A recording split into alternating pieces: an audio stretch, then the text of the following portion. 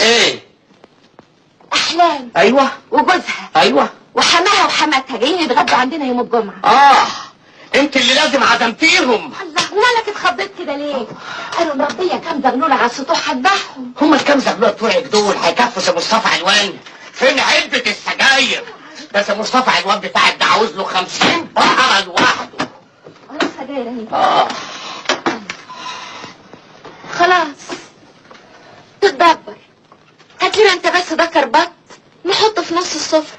بسيطه. وشويه بفتيك. وايه لازمه البفتيك؟ ما كفايه الحمام والبط. يا راجل ايه؟ عشان خاطر بنتك دي اول مره هيجوا يتغدوا في البيت، عايزهم يقولوا علينا ايه بس؟ وهو البفتيك اللي هيخليهم ما يقولوش حاجه؟ حاضر، امر لله.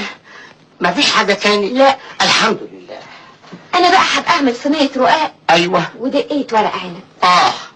ودول بقى مش عاوزين يحلوا. 2 كيلو موز. على 2 كيلو برتقال. 2 كيلو موز، 2 كيلو برتقال، 2 كيلو ورق عنب، وصينيه حمام، وصينيه بط، والبفتيك. لازم البفتيك عشان ما حدش يقول حاجه. انت عامله حفله؟ ما انا هقول لنبيله وجوزها كمان بالمره ييجوا. فكره. ان شاء الله ما حد اتعزم ولا حد طفح. هجيب ده كله منين؟